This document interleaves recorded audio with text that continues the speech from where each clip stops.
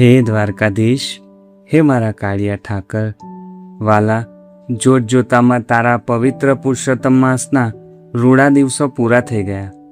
આજે આ પાવન મહિનાનો છેલ્લો દિવસ છે.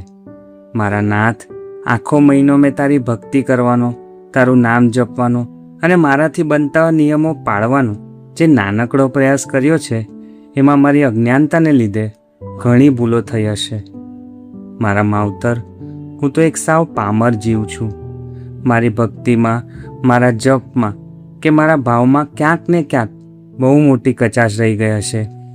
આજે આ છેલ્લા દિવસે તારા ચરણોમાં માથું મૂકીને બસ એટલી જ પ્રાર્થના કરું છું કે મારી સઘળી ભૂલોને માફ કરીને મારી અધૂરી ભક્તિનો સ્વીકાર કરી લેજે વાલા.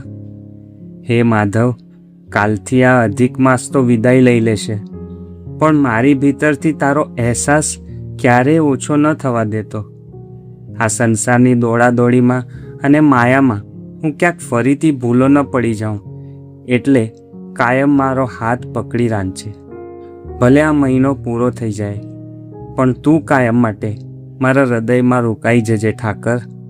મને આજીવન તારા શરણે સાચવી લેજે. જય દ્વારકાધીશ. રાધે રાધે.